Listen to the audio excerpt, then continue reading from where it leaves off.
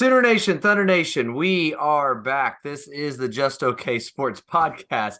I am one of your village idiots, Daryl. I'm here with my brother, Jared, who's got a super happy look on his face, and Troy, who's having a nice frosty beverage. Gentlemen, how are we doing? Wonderful. How are you? I'm great. Awesome. Awesome. I love it, guys. It's gonna be this is gonna be the positive episode. Hey, it's been a great week.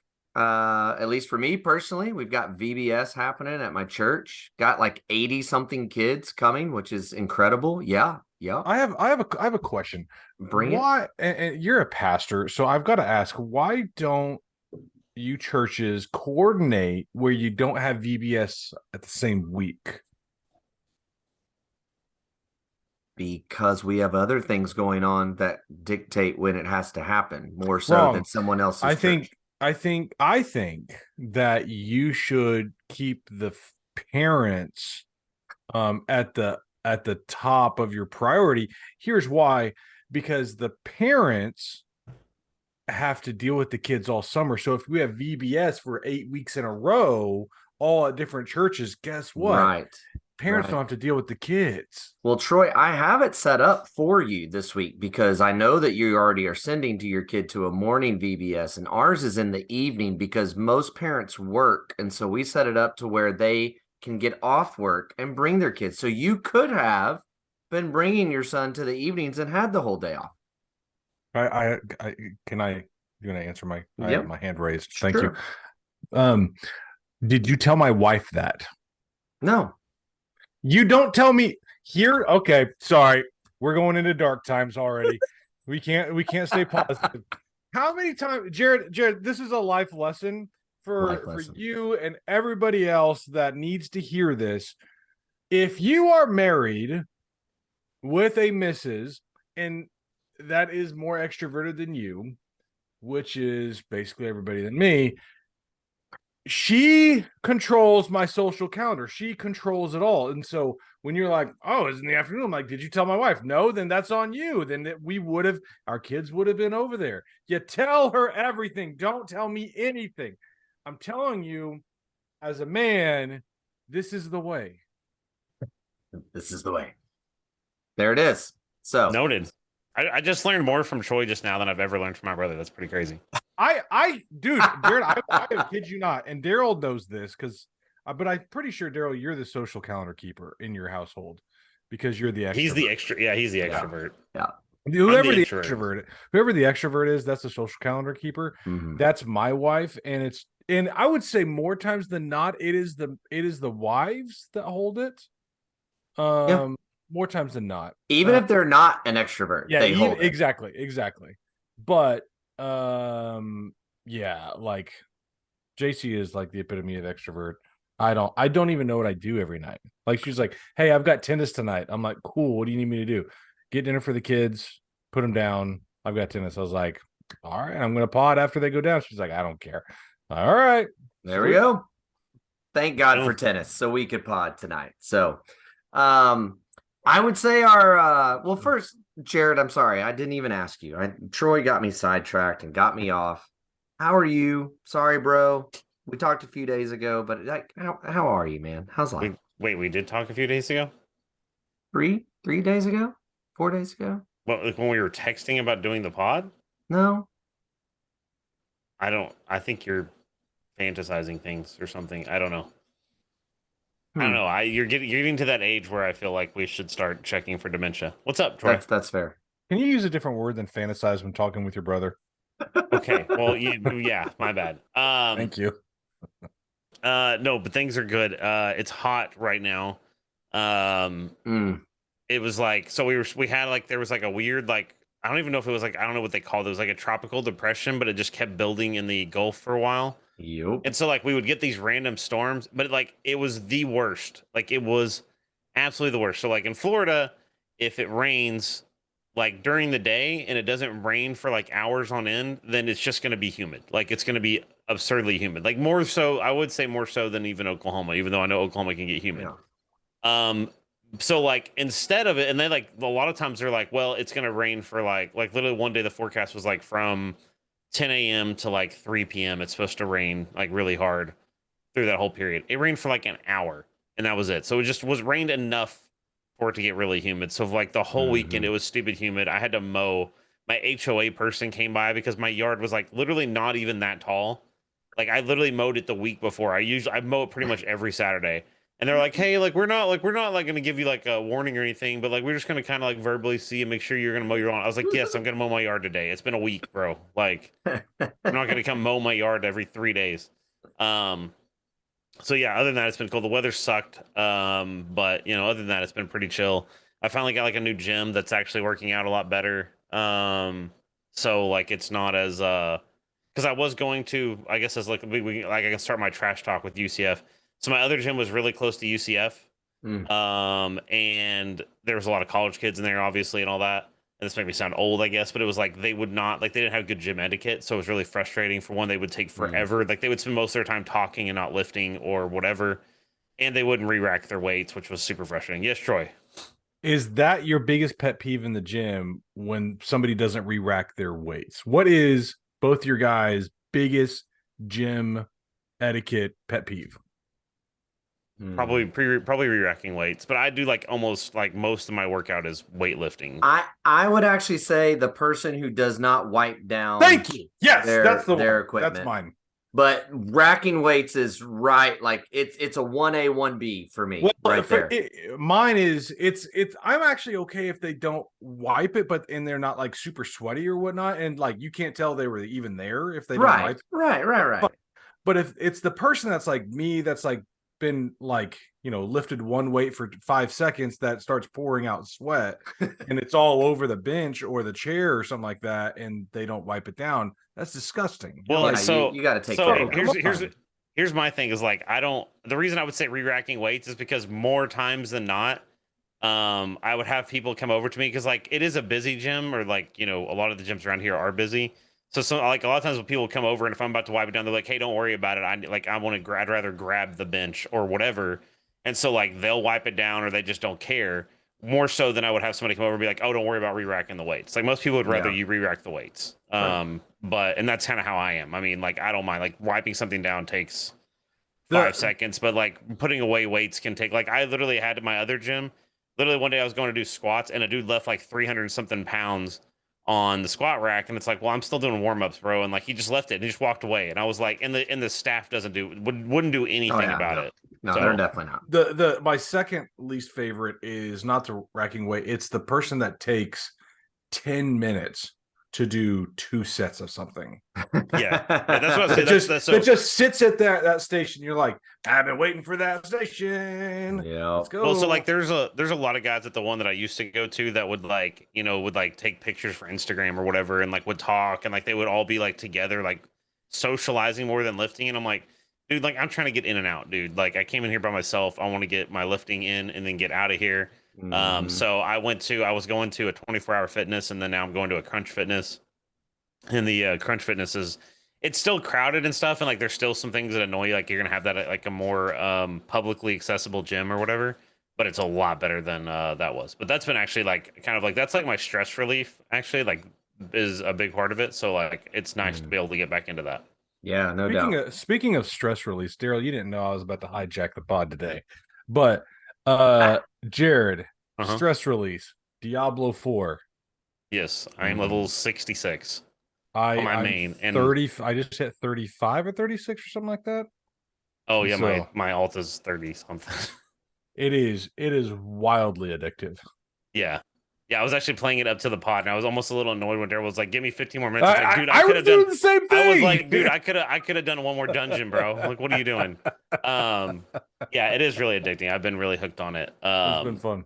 So, have you seen? By the way, real quick, Troy, have you seen all the announcement stuff like Starfield and all that they announced this week at like the PC game show and all that? Yes, and all the Xbox stuff is fine. PlayStation had a terrible conference.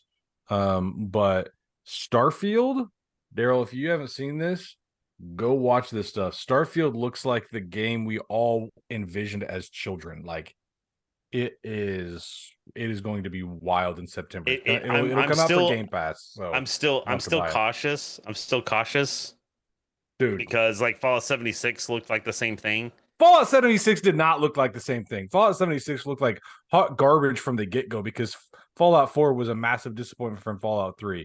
You didn't think we were going to go down this path, did you, Daryl? Daryl's like kids in their dang video game consoles playing with their Sega Genesis.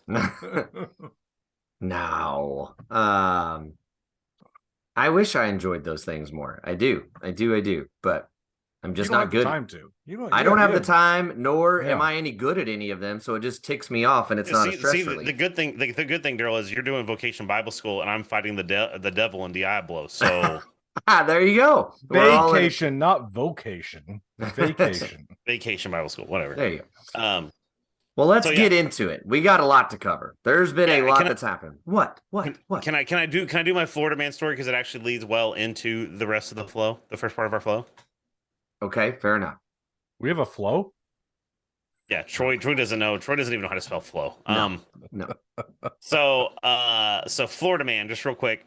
There's a person that lives like towards the front of my neighborhood. And I think I mentioned before they're apparently giant Florida State fans. I had no idea they knew this. And so when they made it to the Women's College World Series, I drove by and they had like 1 million flags in their front yard. Like they literally had 2 flags like hanging off the front of the house, and then they had bought like the little like the flags are like this tall. Yeah, and like had staked like probably, I don't know, like literally probably like 30 in their front yard. And I was like, okay, like whatever.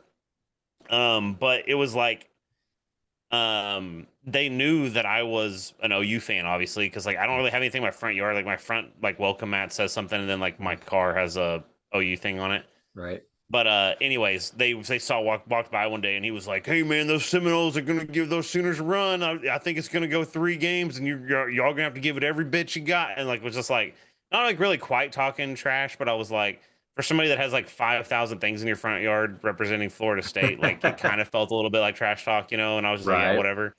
Literally the day after, I drove by, and like by that next morning, I literally left like early that morning to go to the gym at like 5 a.m. The day after the final game, he had already taken everything down. So I was like, yeah, that was real short lived. That was very short lived.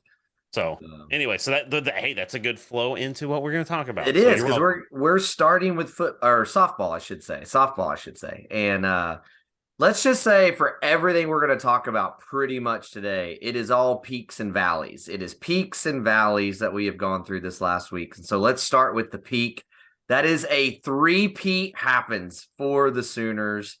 Gasso gets her 7th national title. The win streak continues on to 53 games, will carry over into next season. OU now has 4 of the 5 longest win streaks in softball history, including the longest win streak in all of Division I softball history.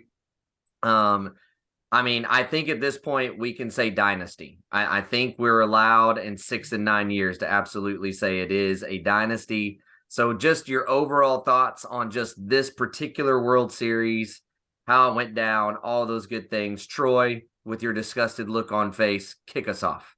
No, I'm just thinking about your comments. Like, I think we can call it dynasty. It was a dynasty before this year, but that's neither here nor there. I mean, would Danny Cannell agree with you though?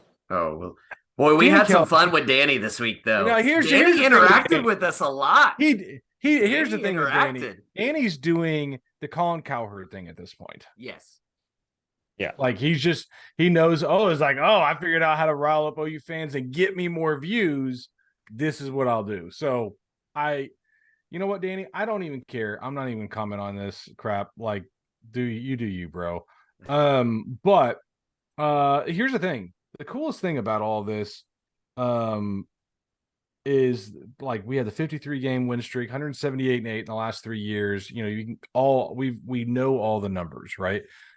They had a magical season with the comeback win against Clemson, and they didn't do it with the long ball in the championship series. They had 2 home runs in the final game, but it was more small ball, and so they can win any way they want.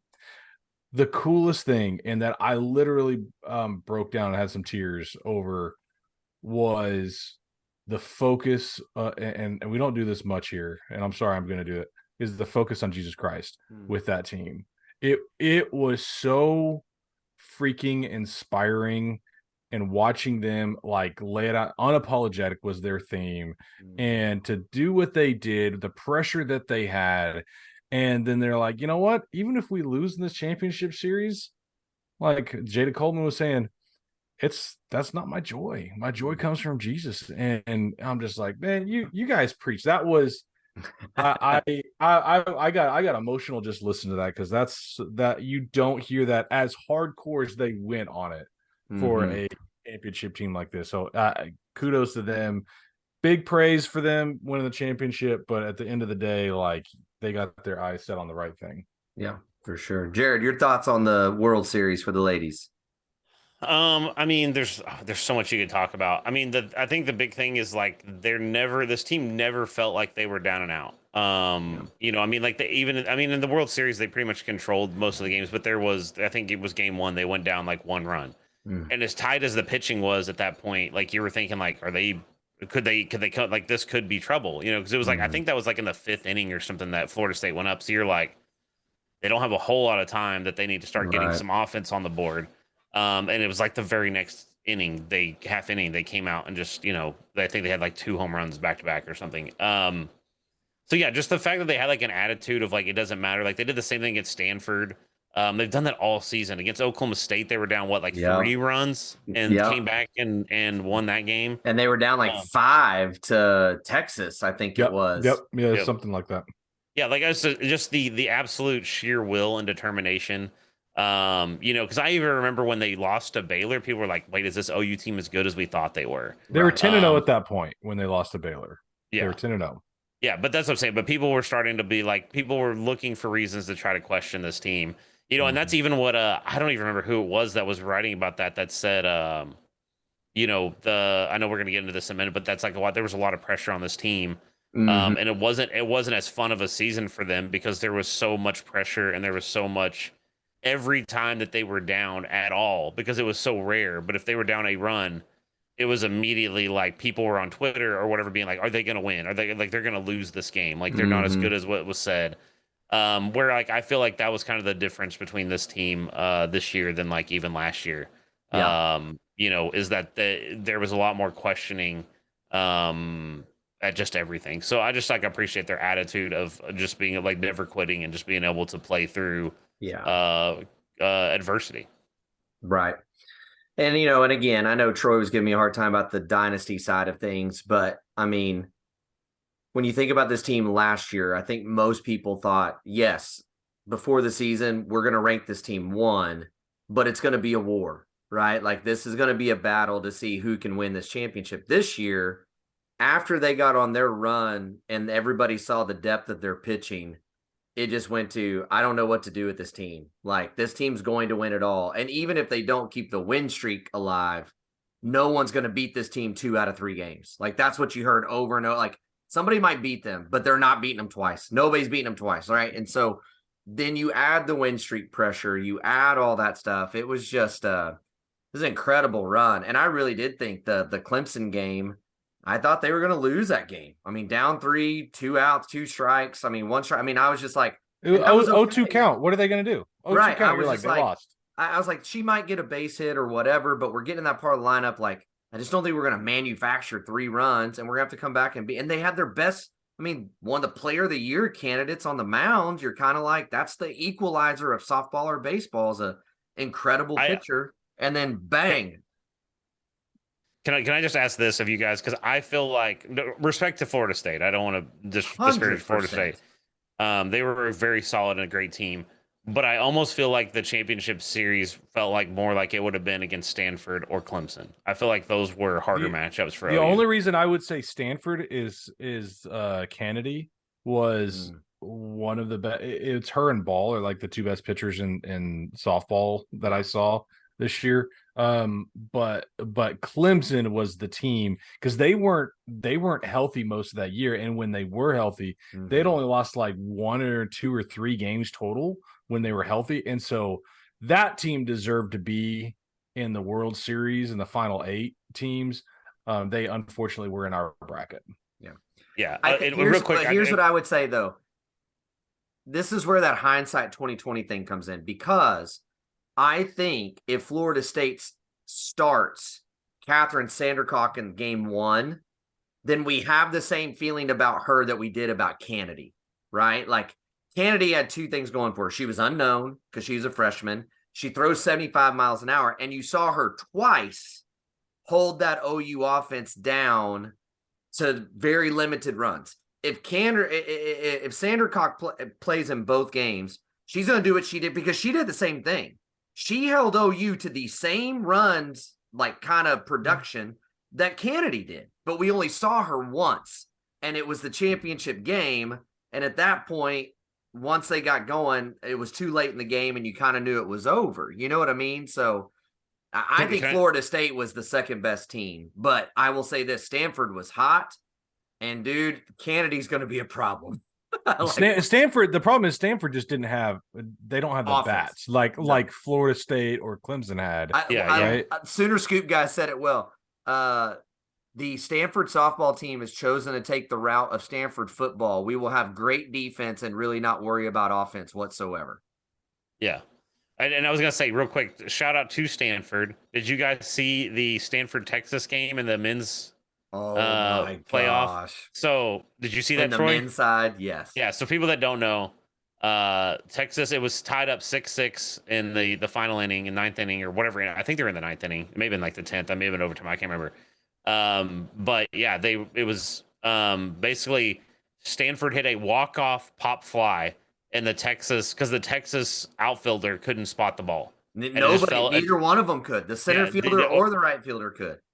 Yeah, or the shortstop started to drop back too, or the second baseman also tried to run out into center field to help, and he couldn't spot it either. And so Texas ended up going down, so they ended up scoring, and yeah, it couldn't happen to a better school. It couldn't happen to a better fan base. Yeah, it was amazing. So again, incredible series, incredible stuff. And then it got even more hype among Sooner Nation because they have the celebration at Marita Hines Field. Everybody's giving their speeches, and Joe C says, "Will you guys please lay off me about the statue already, because it's going to be here next year?" And so the announcement comes that Patty Gasso's getting her statue, well-deserved, due, all that stuff. How tall will the statue be? That's the question. With pedestal and all. It's got to be. I mean, it's got to be the same height as like what the Bob and Bud and Barry statues are, right? Like, yeah, probably the same guy that because does them. because like this is the crazy thing too, and I didn't really think about this, and it's like it's almost hard to really dispute when you look at the statistics. But like I saw a lot of articles this week after OU went to the World Series again. This was even before they won it. That were like rating the top coaches, like of any sport. And, you had like Belichick and whatever on there and Saban and all that. And number one on like 2 or 3, and it was 2 or 3 different places had different lists, but there's 2 or 3 places that have Patty Gasso as number 1. And it's like, it's really hard to argue when you look at the stats of how she's dominated the sport for pretty much 20 years. Troy and I were talking about this the other day, and I know because of the way that coaching works, this is probably not a fair thing to talk through, but Patty Gasso, like you said, needs to be on list with all coaches anyway, but she is probably the best female coach of all time. Like I know Pat Summitt, right, would be on that list. I can't remember the lady's name, but the lady that that coached the Women's World Cup team. God, why can I not think of her name? She coached them for like 3 World Cups. One of them, obviously, but I can't remember her name. Yeah, crazy dominant. But like even when you think of women's sports, it's Gino Auriemma, right? Like it's even in softball, it's been the head coach at Alabama, who's a guy. I mean, you know what I mean? Like, so from the female end of coaching, it's really tough to name anyone outside of her. Yeah, it's you can tell. You can tell that there's like she's built like a really strong culture and everything, and that's why it's like I think that's a big part of her success, but she also just knows softball. Like if you look at the teams that she's fielded, I think I would say that she's evolved with the sport. There's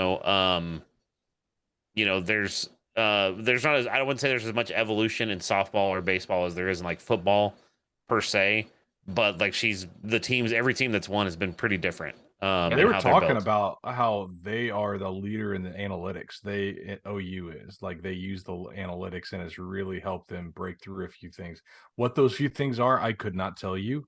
But I heard them say that multiple times. Yeah. So, well, now let's go into the Valley, shall we? So we're all on cloud nine. Everything's going awesome.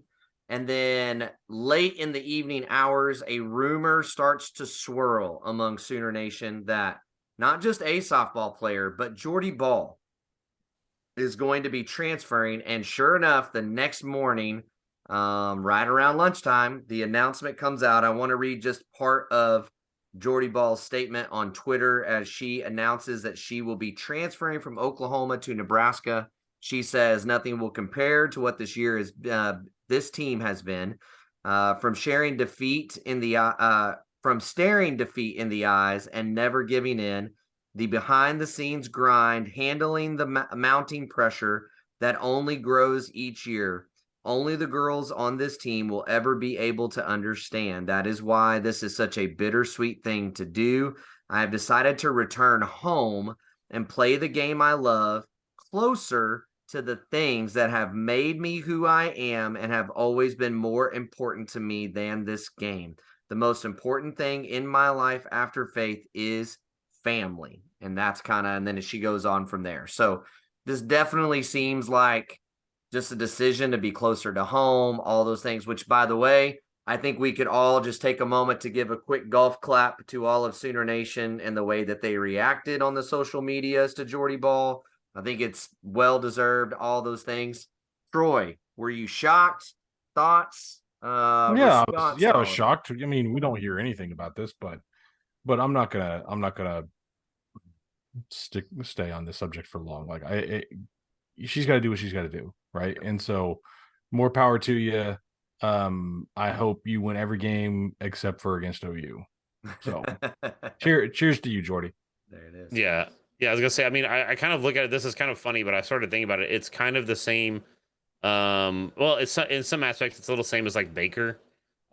She grew up in Nebraska. She, still seemed to be somewhat of a Nebraska fan, even when she was at OU. I know her boyfriend was a big Nebraska, and he's transferring, I think, to Nebraska as well. Her family's all there, and it's like with Baker, it's like he wanted to go to OU, and he came to OU, and like it's somewhat a similar situation that they both came into non-ideal situations for different reasons, right? Like Baker came in, and it was like, at that point when he came here, people forget like people thought Trevor Knight was the sure and away starter. And he came in and took the job. And the same for her. She's going to Nebraska where they had a better season this year, but they've never been known as a softball powerhouse, right? And so she's going to try to be the one to, I think, help build that.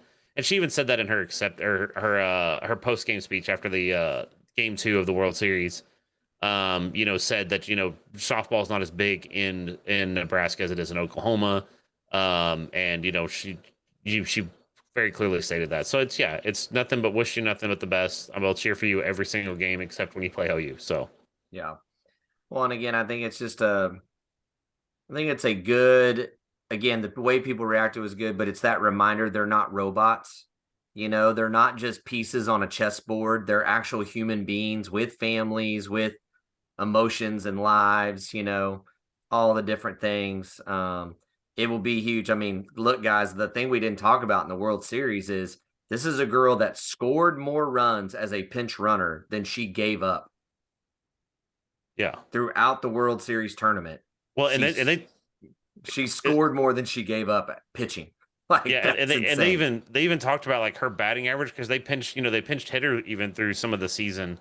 And it's like, I mean, obviously she didn't have a ton of at bats, but it was like when she did, she was able to hit. Like she's literally a full package player. Like she can do anything. And that's part of what, I think she's being honest about her family stuff. So that's not what I'm saying. But I think that not only being closer to family, but going to Nebraska, I think she's going to be afforded the opportunity to be a fielder, a hitter, and a pitcher.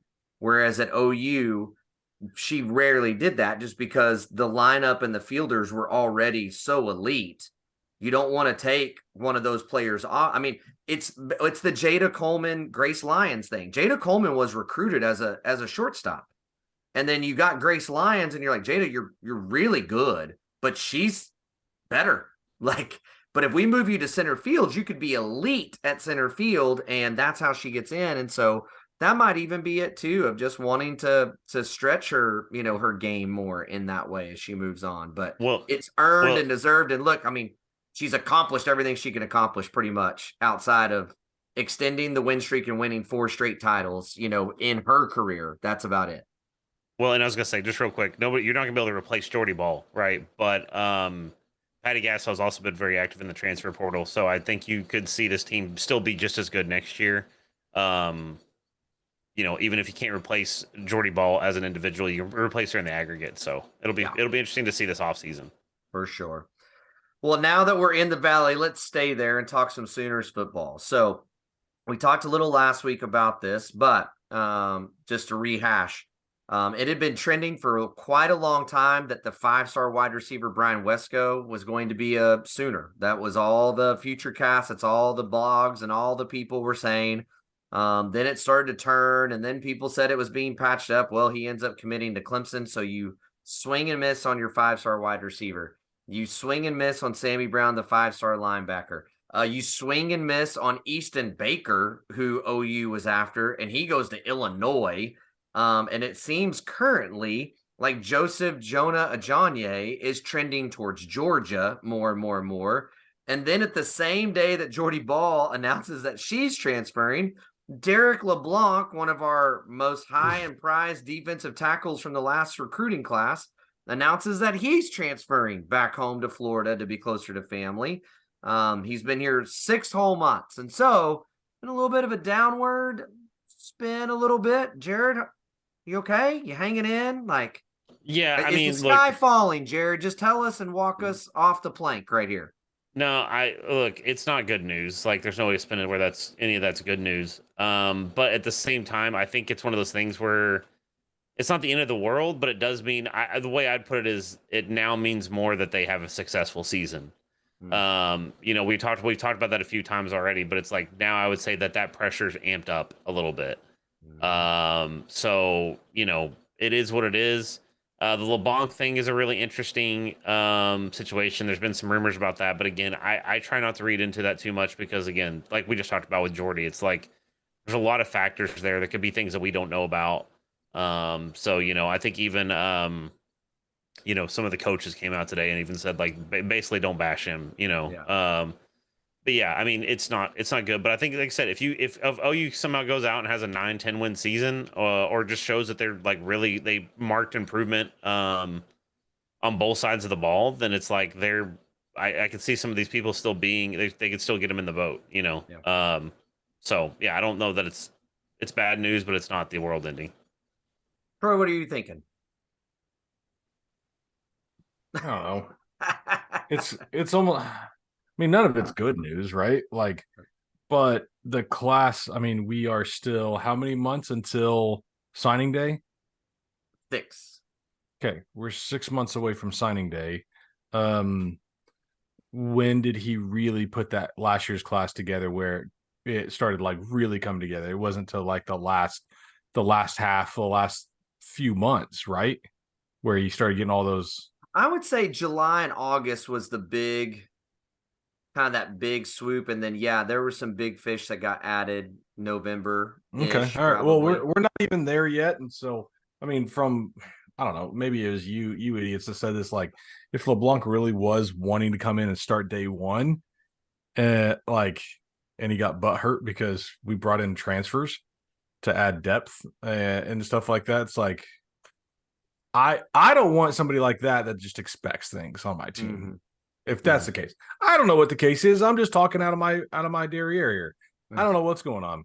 None of it's great, but let's see where the chips fall first before we start saying the sky is falling. Well, let me ask this then, maybe. So I don't think this is a sky is falling question, but on that note, like, I think we would all agree, and we talked about it. I think we all were shocked to some degree at what what kind of level of a recruiting class we got last year with the way the season went, right? That we really didn't lose. The big fish we lost were guys that were legacies of the school they went to, or mom was a diehard fan of the school and kind of turned the kid that way, right? So that's really what you lost out on. And yet they held together this super strong recruiting class. Now it's you're that much farther removed and coaches are able to negatively recruit. Hey, that's a 6-7 school that used to win just Big 12 championship after Big 12 championship. Do you think they used up all their capital on this last class and that they're almost going to have to survive, if you will, this recruiting class? And like Jared said, show some improvement to get back to it the next recruiting class. Does that make sense, Troy? Yeah, you're probably onto something, like, right? Like there's something there. But if we start the season 5-0, 6-0, or whatever, right? And things are looking really up, I think all of a sudden that momentum really ramps back into our favor. Mm-hmm. If we end the season 10-3, 9-4, I think we'll have a top 15 class again. So it just comes down to, I think this is the year it's got to come down to on the field play. Yeah. Well, I was going to say, I mean, you also have to think that the other thing that people are probably selling or other coaches are selling is they're going to the SEC. You think it's going to get easier for you when you're playing? They're a 6-7 team in the Big 12 this year, right? So what are they going to be in the SEC? And so there's a little bit of that, I'm sure. So yeah, I mean, there's a lot to go into it, but like we were saying earlier, 6 months, we're 6 months away from the first signing period. So there's a whole lot that could change between now and then. Sure. So let's go back up to another peak, shall we? So here's the good news. I think we all agree last year's recruiting class was a major win for the staff, and they are now all officially on campus. They are all there. The freshmen have arrived. They have moved in. Some early returns, I would say. I put it in. Have you actually looked? I know Troy has not. Folks, Cade McIntyre. There is a picture. He is roommating with Heath Ozeta. Let me tell you about Heath Ozeta. Depending on what service you look at, he is anywhere from 6'4.5" to 6'6.5" in height. Cade McIntyre and him are pretty much level, and Cade McIntyre does not look outlandishly smaller, and this is a guy that we recruited to play tight end. And by the way, he was a state finalist in his state in the 100-meter dash. Yeah. I mean, good Lord. Jared, do you see this picture? Like, yes. Yeah, I saw it. We have not had that on this campus in a long time. Yeah, I know. I mean, I think there's, it could be a very big, he could be like the next Mark Andrews, but even better. I know that sounds crazy to say, but I think he's a little bit bigger and thicker especially if he gets under Schmitty. I think he'd be bigger and thicker than Mark Andrews, but still be as fast, right? And still have that quickness. So, there's just a lot to love there. I mean, there's some guys that are coming in that I also think have, like you said, it feels like that's a big difference is like we're getting recruits, or at least this last class. We got a lot of recruits that came in that weren't projects, right? Like did you guys feel like that, especially under Lincoln and stuff, there was times we got guys who were like, well, he needs to add 20 pounds or, whatever. And like these guys it was like physical ability, but like, it wasn't like the big stature as well. Like, I feel like we're getting both now. I would say yes. And I'd say the other big missing piece of Lincoln's guys that he brought in was football IQ. A lot of the projects that he brought in were guys that were very limited in their football experience or just were freak athletes that didn't truly understand the game, which led you to some of the mental mistakes that you constantly saw, on the field all the time. So, yeah, I'd agree with that. I'd agree with that. And then I also sent y'all another early return, little fun. I sent y'all the video clip of one Lewis Carter, who, let's just go down a little history lesson before we tell you about this video clip. We will make sure and put this on our Twitter feed, so you can go find us at Just Okay Sport to see the video. Now, Lewis Carter, all three of us loved him coming out of high school. We liked his tape. We liked what he was about, his physicality. The guy played all over the field. He goes to the All-American game and completely shows out at the All-American game, making plays all over the field and impressing all week long. And then one of the more overlooked quotes of BV, I think, through the whole spring. When the spring game was over, one of the big question marks has been Jaren Kanak, Kobe McKenzie, Danny Stutzman, who's standing out at that linebacker position. And if you go back and listen to BV's interview, Danny's come a long way. Kobe's come a long way. Kanak's come a long way. We can't wait to get Lewis Carter on campus. Let me just tell you about Lewis Carter. And he just starts going on like a 3-minute rant about Lewis Carter. Like, the guy's not on campus yet. And BV is already going nuts about him. So the video that got put out was them doing some of those drills. And it's one where they've kind of got the chest bag. You engage the bag, right? They tell you go and you rip and pull and make your play. Lewis Carter throws a coach. Ted Roof. It was Ted Roof. We're pretty certain it's Ted Roof. He might have had to go to the hospital. I don't know. I mean, he rolled the players. The players walk over and are helping Ted Roof back, or with the coach back up to his feet. That's how bad it was. I mean, but again, just violence. I mean, just absolute violence. Jared, like, just that you had to have your blood pumping, man. The heart had to just take off when you see this clip and all the stuff we know about this guy. I know this is like very hyperbolic and it's really early to say, but it's like my mind immediately, the former student that popped in my head was Rufus Alexander, of just being like very physical, being all over the field. Like, he just has that energy about him in that little clip. You know what I mean? Like, not only is he violent where he rips through, but it's like he, makes the play towards the ball right afterwards. Like, he doesn't just rip and then kind of stand there like we've seen some guys do. So yeah, I mean, let's see what can happen. I still don't know that he's going to get a ton of playing time, but if he keeps doing that, then I can't see how they're going to keep him completely off the field. Right. Who do you put him on the field for? Well, I mean, like rotate him in, like, okay, like, but let's say he is that good, right? BV went on 3-minute rant, right? We saw the clip. Hype is building, right? If he starts day one, who's he starting over? Well, that's what I mean. I don't think that Jared's saying he will. Yeah, no, I'm not saying that. I know. He's saying if I had to pick somebody for him to start over. Had to pick. I know all that. Like, who does he start over if he is that good? You can't keep him off the field. Between what? I mean, I guess like you tell me. I'm asking y'all. Who does he replace in that lineup?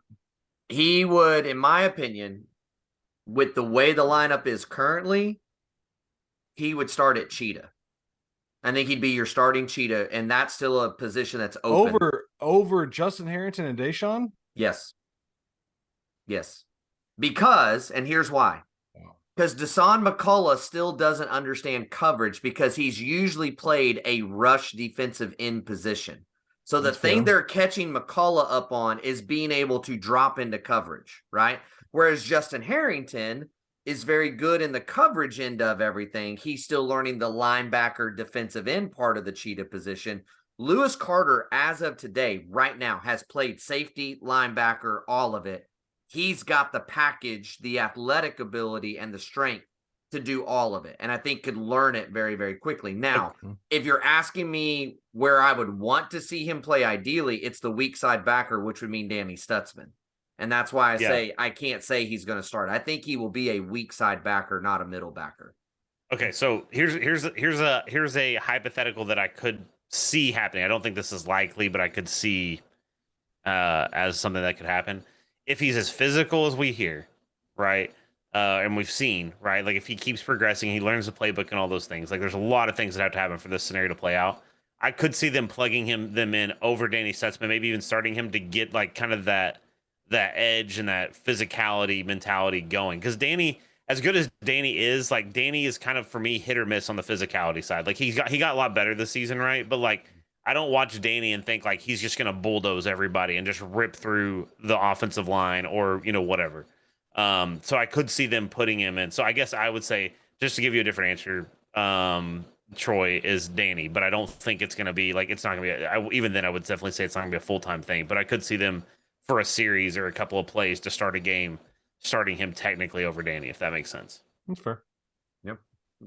So, Troy, let me ask you this question: of this 22 class, okay, like let's just think of some of the names we've already heard are turning heads. Jackson Arnold, right? Peyton Bowen, PJ Adebawore has already turned heads. Josiah Wagner has already turned heads. I would say, based on the clip we saw, Lewis Carter has turned some heads and gotten some attention. Caleb Hicks has actually gained a lot of attention and turned a lot of heads in practice. A guy that's coming in with a lot of hype is Jaquez Petaway, so we'll see what happens there. So, I mean, there's all these names. Cade McIntyre is a guy that everybody's very high on. How much of an impact by midseason does this 22 class have on this season? I think a lot. I think there's going to be way more from this class starting day one than we probably think. Wow. And I think by mid-year they're going to have a significant impact from all the dudes you said, especially if Dylan gets hurt.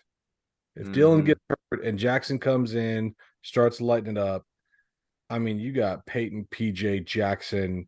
Those are the three that, I mean, immediately we all know that they stick out. Like, and Josiah Wagner for me as well.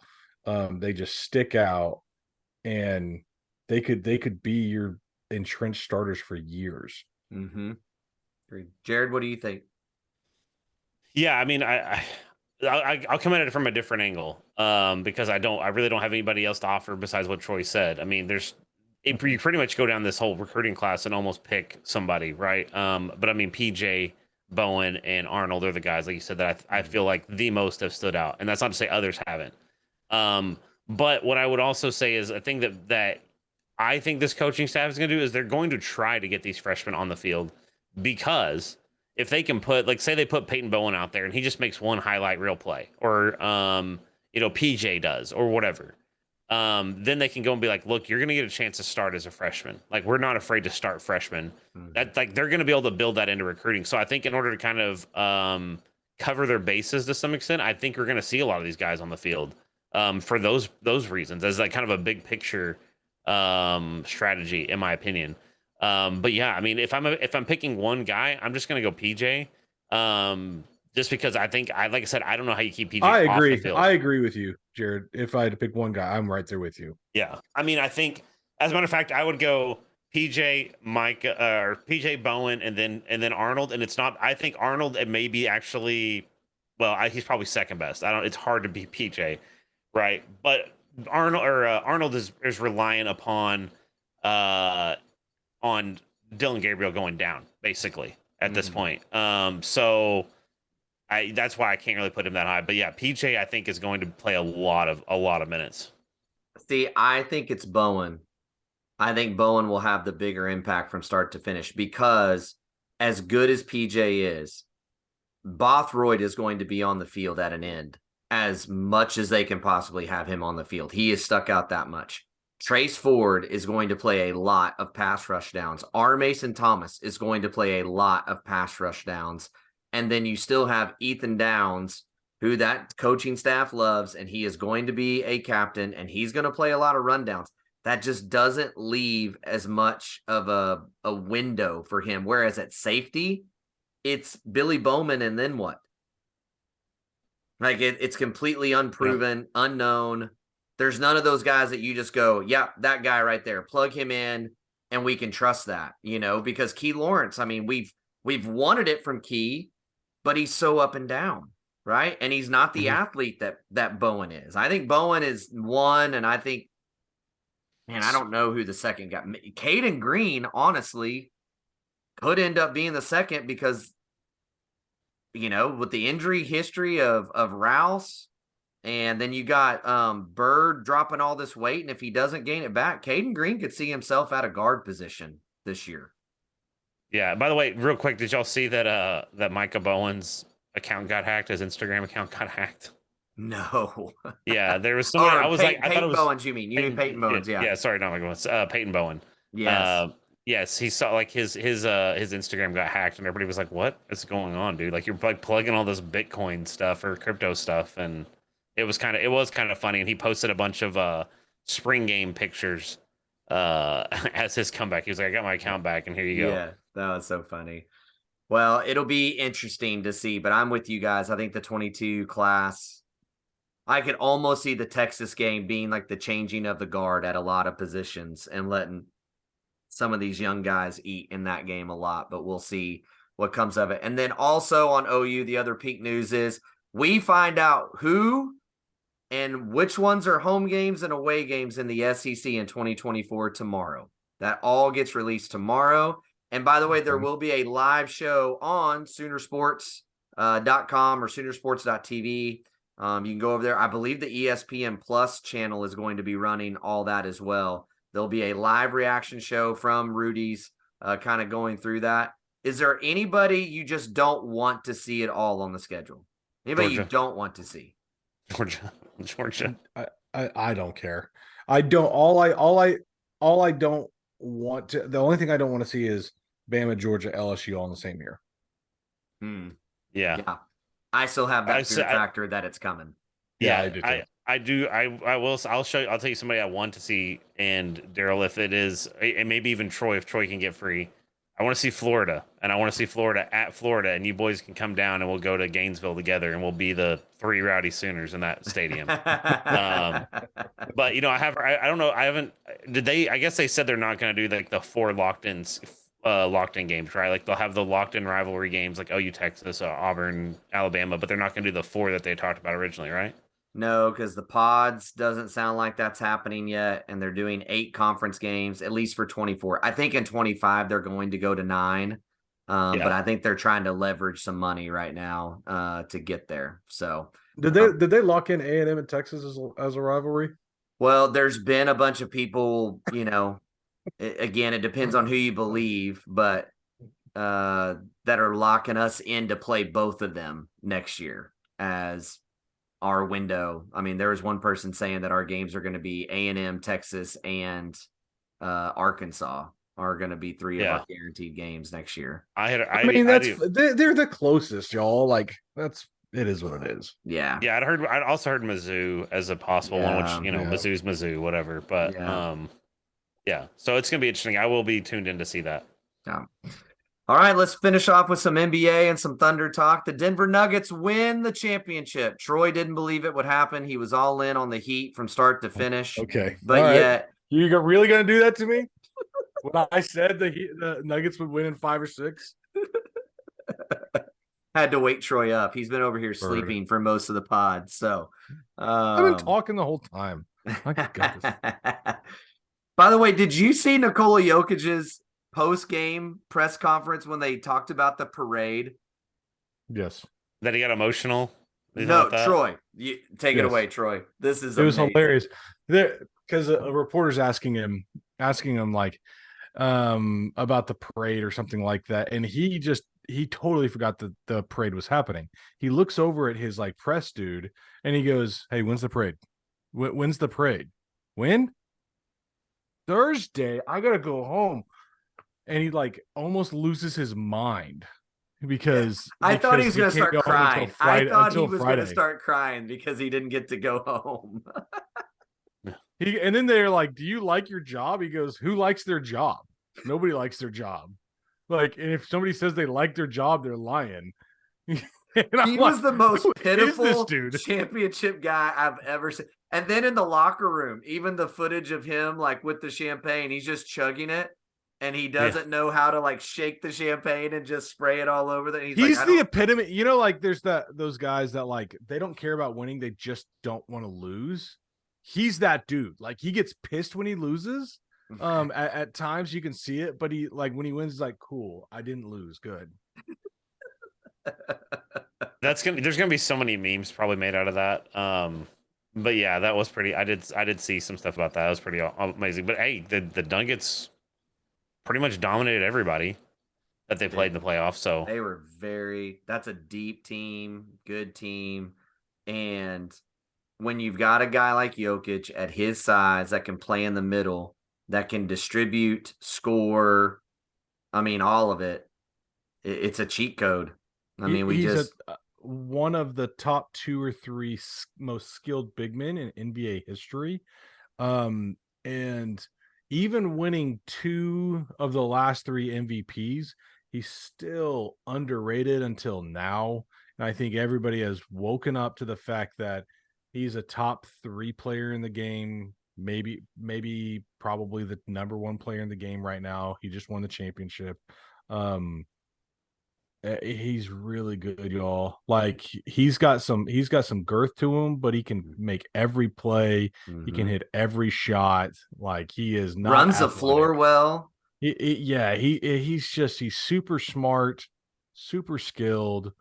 I've never seen a dude that hits a portion of the rim and then goes in eventually over and over and over. It's not always just buckets. Like it's like it'll rattle around, it'll hit the backboard and go back in. He's got such a soft, feathery touch. Troy, do you think that he's underrated because of his like appearance? Because he's kind of that dude that like if you didn't know who he or that he's just flat out just not very marketable because he doesn't care about that crap. Well, that's the same thing. To me, that's the same thing. The second thing, I think like those two go hand in hand to me, because you get somebody like that, he's just not marketable and he doesn't care. So all that leads to not a marketable dude. The second thing is he's been playing in Denver. Denver does not get the press. They do not get the pub that the Coasts do, or even the Thunder did when they had their 3 guys. They're going, Russ and KD were very, very electric, right? They got a lot of press just because they're electric. He's not. And so all he does is win. He knows how to play the game. So kudos to the Nuggets. If Murray doesn't get isn't hurt for the last 2 seasons, the last 2 years could be a little different as well. Yeah. I hadn't even thought about that, Troy. That's a great point. Sorry, Jared, go ahead. I was gonna say, so for one, the Stanley Cup just wrapped up. I've actually just literally congrats, Vegas. Yeah, Vegas just won. Sorry, Florida. But since I began getting into hockey recently, one thing that I kind of like learned that I didn't really know quite as well, and this may be like a good comparison, is like Wayne Gretzky was like obviously he's one of the greatest to ever play hockey, right? But he wasn't actually like physically, he wasn't that much to look at. Like, and he wasn't like, he was a smaller guy. He wasn't even the fastest or anything like that. He just knew the game. He knew how to score. And I think that's kind of like, you could draw a lot of parallels between him and Wayne Gretzky, as like they weren't like, you look at Giannis, and Giannis can do a lot of great things, and he's super, super athletic. He's super marketable. He's super all these things. And, it's like, he's really not, Jokic is really not. And like, you look at that with Wayne Gretzky, and it was a little bit the same. I mean, Wayne Gretzky was marketable, but you know what I mean? Like, as far as a physical, when you saw him on the ice, he wasn't like a dominant looking dude, and he just knew the game and he knew how to score. Like, if you really watch his highlights, it's crazy. No, all right. Yeah, there's 2. All right. I'm going to ask you guys a question. In football, who is this dude who is the perfect example of this in football in the NFL? Tom Brady. Thank you. Easy. He is not athletic. Y'all both know that. He is a wonderful football player. How about baseball? It's easy. It's all of them. No, wow, that's cute. All right, it's Nolan Ryan. It's Babe Ruth. Babe Ruth. Oh, okay. It's Babe Ruth. Like in each sport, like they were. Here's the thing. There's a difference between being ultra athletic, like the Russell Westbrooks, the LeBron James of the world, and being ultra coordinated and understanding what you do. Those are 2 different things. I think Babe Ruth was a pretty good athlete. He was a big guy, but if you go back and watch, he does not look unathletic compared to the other guys out there. Whereas a Big Papi, like when that dude hit a single, it was how fast can we get him off the bases? Like, Well, and I would even say like the reason I said or something Baker, the reason I said Nolan Ryan is like Nolan Ryan pitched for so long and he played for so long and he always played to what he knew his strengths were. Mm-hmm. yeah, So I don't know most if he quite pitchers. fits the mold, but All right, I've got something for you guys I didn't put in the flow, but I have an Here we go. way too early top 10 for the NBA for next year. Okay. Ooh, Okay. okay. This is All right, I gotta this is write my this. top 10, and this is very, very much subject to change because we got the draft next week. Ooh, I can't wait for the Yeah, I draft. know. Oh, I can't wait for the draft. I wonder who's gonna go number one. Hold on. Don't do that. Don't do that to me. Don't get me sidetracked. So it's subject to change, trades, free agency, the draft, all the things. Okay. Here we go. Sure. All right. So honorable, these are teams that are not going to make my top 10. I love Okay? how he always Not- has an honorable mention. Always. Not in my top 10. The Kings are not in my top 10. Whoa. The Grizzlies are not in my top 10. Okay, yeah. The Clippers are not in my top 10. And the Pelicans are not in my top 10. Okay. Yep. Now here's the thing. I wanted to put the Pelicans in there.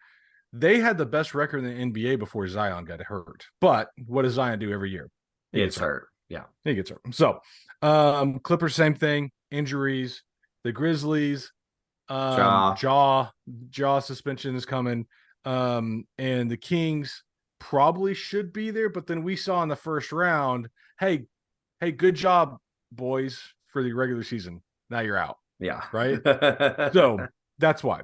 All right. So starting at 10, giving them my respect, the Warriors, no higher than 10. Wow.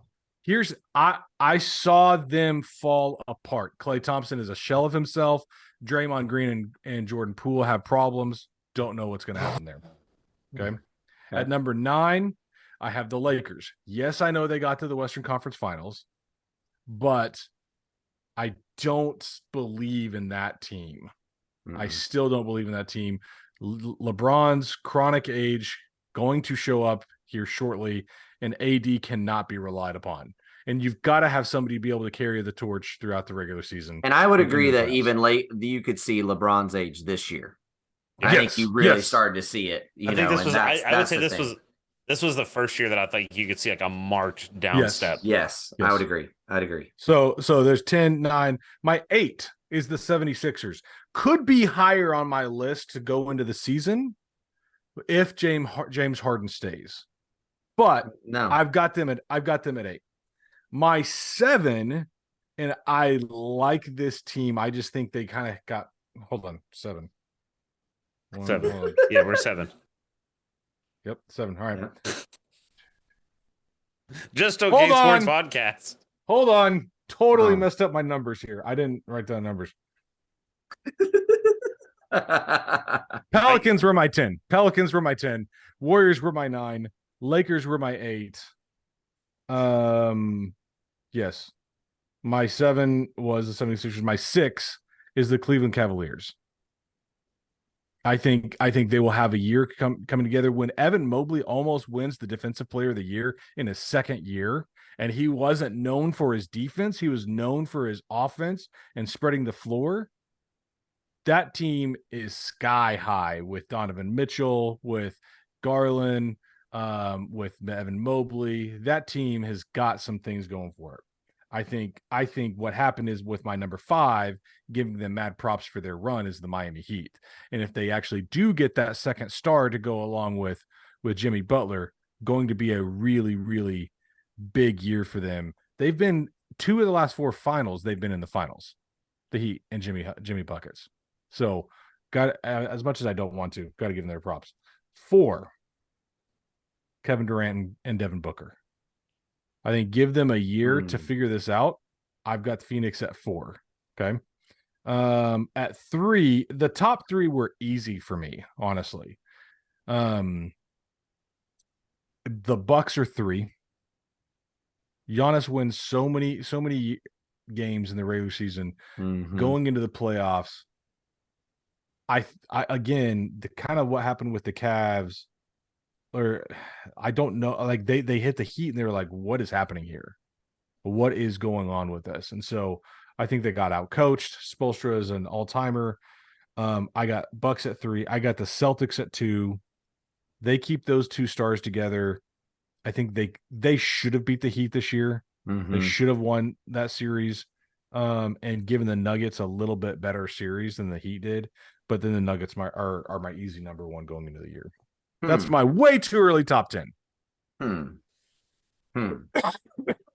So there you go. Oh, and Mad Dog on First Take this morning, he had his 5. He had his top 5 title contenders going into the year, and put us at 5.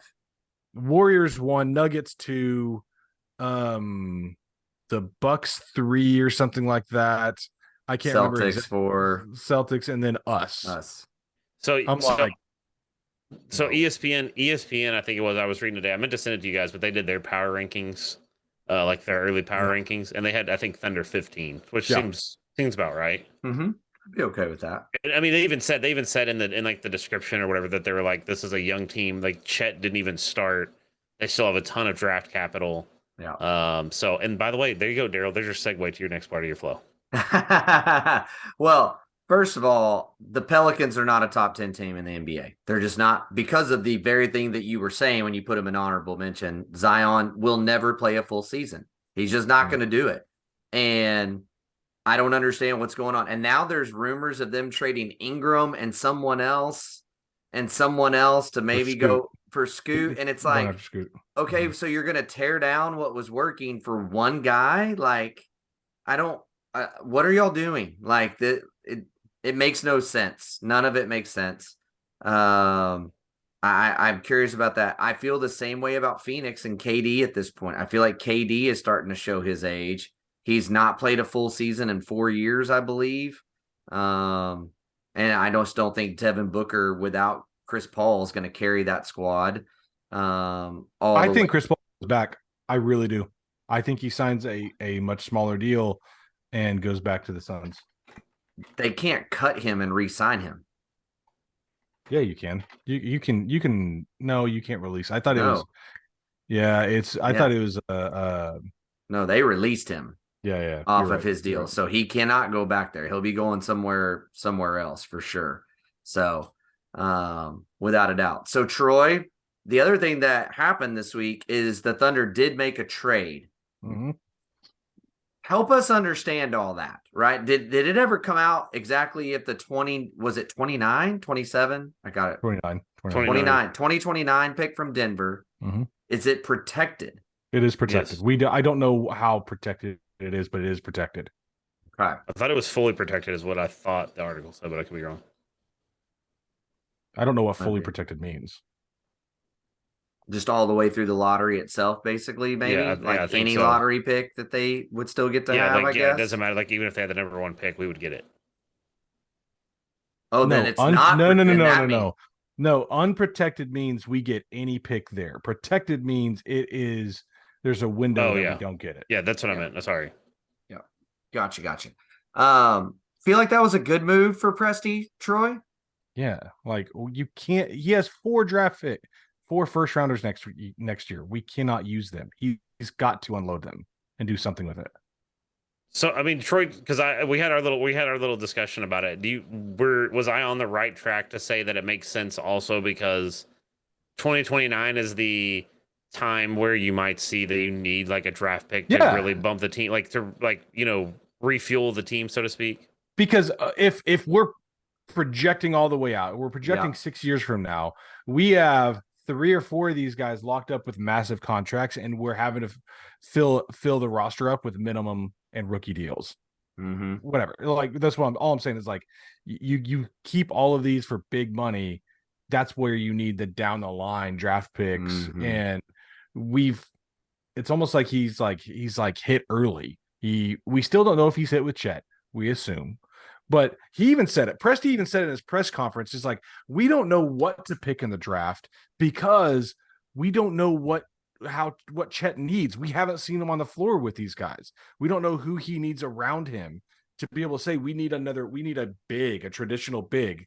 He was like, we don't know if we need that. Right. Yeah. So do you think that trade indicates that they're holding at the 12th pick? Or do you think? No, I don't think it. I think it means nothing for this year's pick. I really Okay. do. I think some people, I'm hearing both sides of it. It's like, oh, they're going to trade out, they're going to trade up, they're going to do whatever. We don't know, y'all. Presti, for anybody to say they figured out Presti, okay, give me your blueprint so I can go make some money, because nobody has figured out Presti yet. Because like you said, Daryl, he keeps it so close to the vest. You're not going to figure it out. Does he make everybody they interview sign an NDA or something? Gosh, that's a baller move if he does. Hey, you can talk to me, but sign this NDA. That Dude, I mean, I don't know how else he could keep it that low key. Every year, nobody knows. well, They don't like I've even said this before already too. Like kind of what Troy just alluded to, though, is it's like however he does it is like almost a secondary thing to it doesn't even matter because none of us we could sit here for 10 hours and discuss options and not come up with what Presti's going to do. The dude is on another level. Like it's a fool's errand to try to guess what he's going to do. Like, yeah, I mean, like we said last week, without you, like you keep seeing these reports. Oh, the Thunder are really targeting this guy. Or like the fact that report came out tells me that that's actually who the Thunder are not targeting. Yeah, like that's absolutely. what I've learned. Like every single year with this order, I just still don't understand how he keeps it quiet because we know, right? Like Shams and Woj, right? Their inroad to what's happening are the agents. That's what they figured out, right? They have become very good connected or have made great connections with agents so that when agents want things to move or they want things to happen or when something does happen, they have the front row seat to we're about to sign a deal with whoever, right? Or we're being pursued by whoever. Like those conversations are happening with the Thunder, and yet Shams and them are not getting that info. They're not getting tipped off to anything through that. Like, I just don't know what potion he puts on. Did he find the red pen from Men in Black and like he just zaps them after they have a meeting, like to where they can't remember what's happened? I don't know how he does it. I don't either. But speaking of that should be ahead, a 30 for 30. That needs to be a 30 for 30, ESPN. We just gave you an idea for later on. How did Sam Presti keep everything so in-house? Well, I was gonna say it could be like honest to God, like it's one of those things. I was watching a show that was talking about like psyops and like counterintelligence and stuff.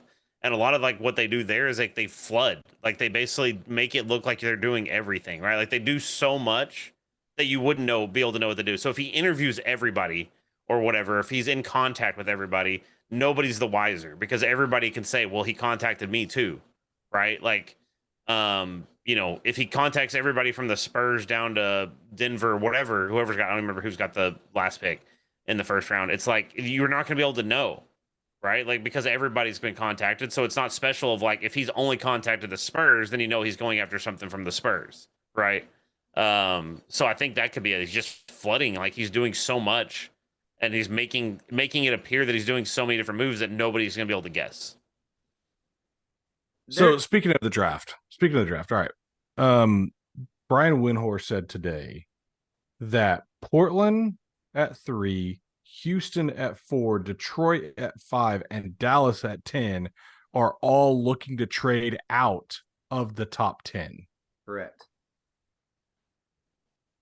Y'all, I think some fireworks could happen this year. There were a lot of fireworks last year, but this draft feels like there could be some fireworks because now you're like you alluded to earlier, Daryl. You got the Pelicans saying like, "Hey, they're gonna try to get up for Scoot," right? Mm-hmm. Dude, this could you're hearing Dame Lillard's on the block. You know that. Well, that, no. That all of that came from an interview. Like that rumor right there, that came from an interview that he was given, and he said, "If you had to go somewhere. I know you want to stay in Portland. Go watch the interview." He's like, where do you want to go? Miami, Boston, yada, yada. And he said, oh, Miami. And so like, I don't believe he's on the block whatsoever. I think it all came from the if question. Man, him and Butler together would be nasty in the East though. Woo. If Portland does that, because here's the thing, they're going to ask for Bam. Dame's not going to go there if Bam's not there. They're like best friends. So he's not going to do it. Do you know what Miami's draft capital is over the next few years, though? I don't think it's good. I don't know though. Like, Hero would be a part of that deal. Yeah, you would have to be. But all that being said, like, Thunder could trade up. You asked me what they could do to signify this. I don't know. I honestly don't know. I don't even know what I want them to do. All I want them to do is to get a healthy Chet for the whole year. Yeah, I don't want to see it. Like, well, and this is me, Troy, and I don't have any inside info or anything. I'm just saying, to me, when you see Presti trade a pick from next year, a pick from this year, and he moves it all out farther out, right? To me, that indicates that they've been trying to move those picks next year for something and nothing's hitting. And so, yes, they could still trade up to, 10, 9, something like that. But he's basically looking at it and going, next year's draft is just not highly valuable and people don't want those picks. I'm moving some of them because I can't use all of them. And I'm just holding pat at 12. We've got enough guys that we're going to pick at 12 and we're fine. That's what it looked like to me. He hasn't stayed pat in the last 4 years, though. Not completely. No. He hasn't stayed pat. And so, like, he's picked out of his initial spot. And I even count last year because he traded up for 11 and still stayed at 12 as well. Right. And so, like, that's where I'm like, he basically moved around as well. But who I want ultimately for this pick, if let's say they stay at 12, let's say nothing happens, even though history says it will happen. There's 2 guys on my radar right now who I really, really like. It's Grady Dick from Kansas, best pure shooter in the league or in this draft, and then Cason Wallace from Kentucky, who is not an elite scorer, but we don't need an elite scorer right now. Right. We need somebody that can help distribute, don't need the ball in their hands, athletic, can defend, right, on the wings, and not be a liability down low if he gets switched upon. So that's who I like in the draft. Troy, last question on this, and then we'll move on and start to wrap up. But what do you think? I would say that, let me say this first, I guess. I think length and athleticism are always at the top of Presti's list. If he can get a guy with a really long wingspan and really long guy that's athletic, that's at the top. After that, you could say shooting, you could say defense, you could say whatever characteristic that Presti is really zoned in on. Would you say shooting, defense, or decision-making? Decision-making. Okay. It's decision-making because decision-making can put you in an advantageous defensive or offensive position, and you're not that good at either, right? Mm-hmm. So, like, the way you play the game, decision-making goes back to being an NBA player. What his biggest thing is positionless basketball. You're seeing it. And I've seen some national talking heads about this. When the Thunder gets brought up, they're like, they really are turning into the positionless team that everybody's kind of like dabbled with over the last few years, right? And so I think that's the biggest thing. Can you handle the ball? Can you make smart decisions? Because we didn't turn the ball over much this year. Right. We were really good at not turning it over. And so most of those guys in that lineup make smart decisions, right? And don't do too much. Dort does we all agree Dort does a little too much on offense, but that's, you kind of take it with his defense. But we'll see what it looks like. Chet's going to change the dynamic of this team more than we can imagine right now. And so seeing what that looks like is going to be absolutely fascinating. Yeah. Absolutely fascinating.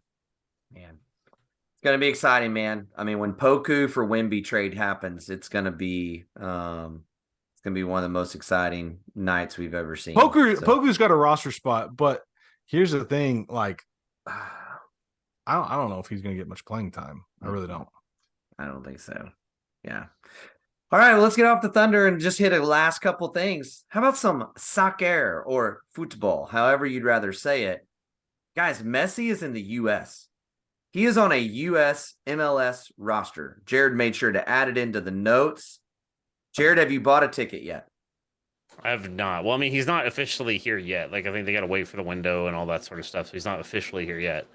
But yeah, I mean, he's going to be in Inter Miami. So I can either go catch him down in Miami or I can catch him at an Orlando City match. So yeah, and I've actually got ends on that. So I can get tickets to at least to Orlando City. Let's go. So it'll be cool to be able to go see what a lot of people say is the GOAT of the of soccer to actually play. So it'll be really interesting. But yeah, that's really, it's just really cool. Like that's what they were talking about, is like there couldn't be a better time. Like this could be the perfect storm to really, like, because soccer's already been picking up a lot of popularity, but the MLS really hasn't capitalized on that a whole lot.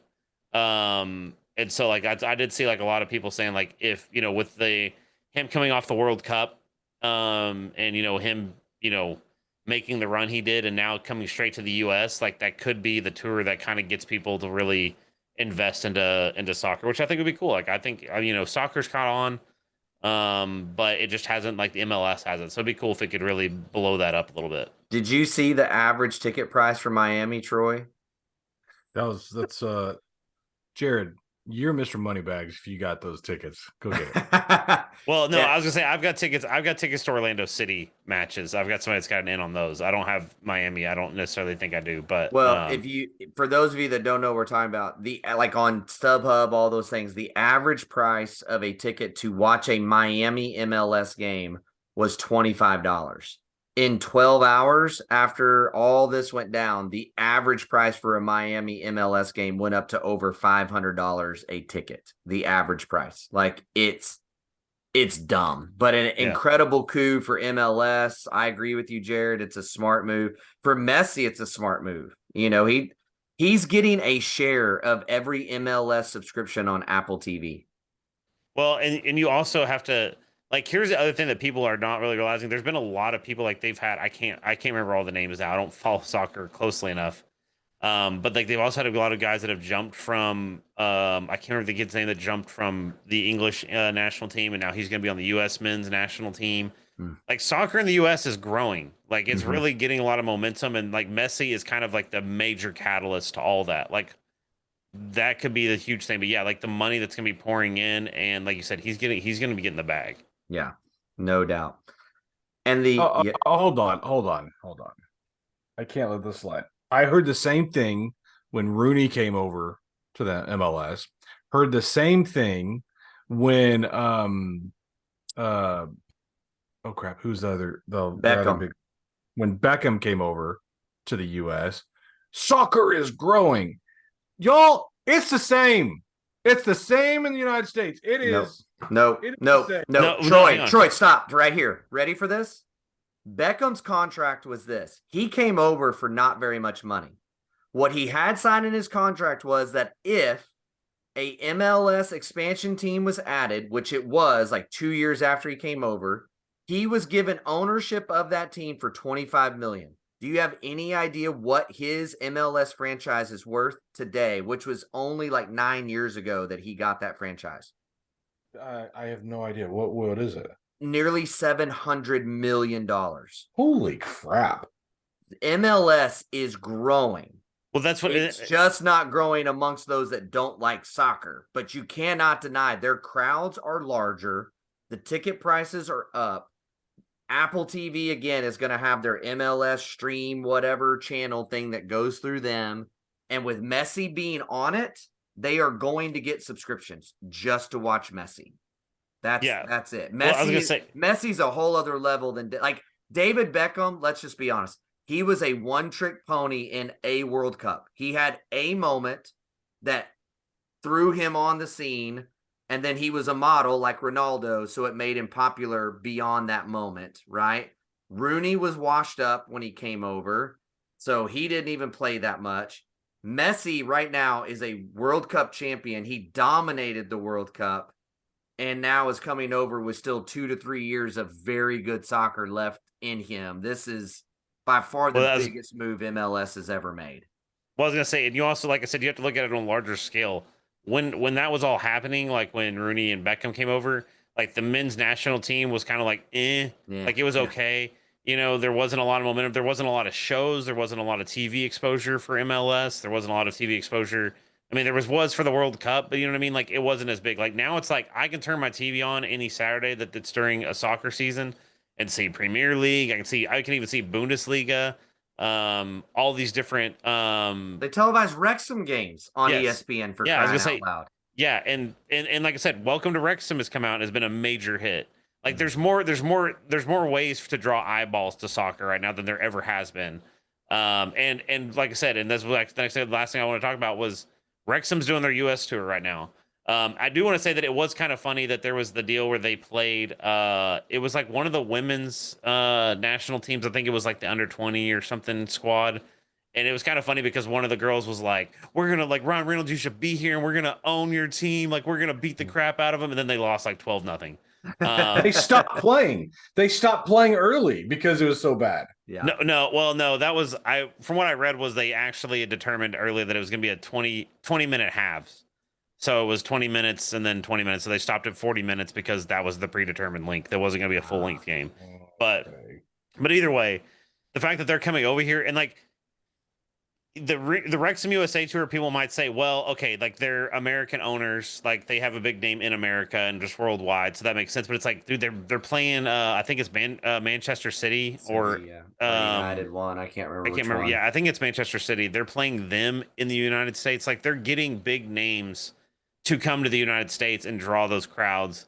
And so, you know, I think they're even like having a big name like Ryan Reynolds and Rob McElhenney is another thing that's another catalyst. So I think, like I said, again, Messi is for the U.S. market is now the major catalyst. But before that, I think Ryan Reynolds and Rob McElhenney were the ones that really kind of kicked everything like into high gear, in my opinion. Well, and I mean, the numbers for the last about 5 years are trending towards we're not. Especially if something big were to happen and really draw eyeballs to it like this, baseball is about to not be the third largest sport in America anymore. Soccer is about to take that spot.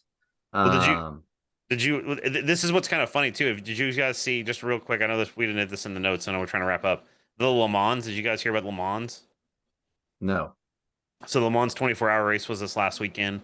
They did all their stuff last week. They have what's called a Garage 56 car, which basically is a car that like can be entered and it doesn't have to follow any regulations, but it has to like kind of be like some sort of concept sort of thing. Richard Hendricks was able to get his car in. They basically entered a NASCAR. They entered a Camaro NASCAR, put a bunch of aero on it and a bunch of horsepower, and it raced. And it was, what was funny about it is it was faster than the GTE cars. So it was running, and it was even able to pass LMP2 cars in the straights. Now, of course, it doesn't have to follow regulations, but everybody was joking because the viewership in America skyrocketed because everybody just wanted to see a NASCAR. It's the most goofy thing. Like literally, go Google pictures of it, and it looks like a giant among like you wouldn't think about it because it's the size of roughly the size of a Camaro, right? But those cars that they're racing, it's LMP2 and GTE cars, are so tiny that it looks like this giant monster, but it's still passing them. So I'll have to like send you guys some videos. But yeah, but like I said, it's America's starting to enter into like the international sports is what I'm saying. Like Le Mans is very big in Europe and stuff like that. And that's starting to draw eyeballs. F1 is drawing eyeballs. Soccer is in the same thing. People are just wanting to branch out because baseball, as much as some of us may love baseball, baseball is getting stale. Like the pitch clock has started to help that. But you know, like outside of that, it's like football. Even football is getting a little bit stale in a lot of places. You know, so as much as we don't want to say that it isn't, there's a lot of things that don't look good for football overall. Just that people aren't. I'm gonna let that one slide. I'm not even gonna go there. I can't. Did you see Baker? Did you see Baker today? Yes. So the kicker, he still doesn't like him. The Rodrigo Blankenship is Baker's still my favorite dude. That was an awesome moment. I still don't like you. And the dude was just like, man, like, sorry, bro. It's so good.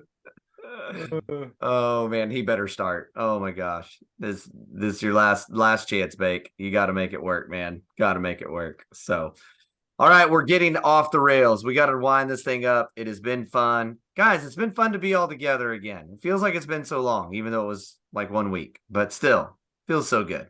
Feels so good. Hopefully we have good news next week when it comes to OU. Yeah, which by the way, we might. It is barbecue weekend. That's everything I forgot to put in our notes above. It is barbecue weekend. So Champion Barbecue coming this weekend. Lots of big names coming in. It will be very interesting to see if even some of the guys that have committed other places still come that it's scheduled to be here, and if that does anything to the future of everything. So we'll try to keep you up to date with that as much as we can. So follow us on Twitter, like and subscribe, YouTube, Apple Podcasts, Google Podcasts, Spotify, all the different things. We'd love to have you on there. We're having a great time. Hope you are too. That's Troy. That's Jared. I'm Daryl. And we will talk to you guys later. Bye, Baker.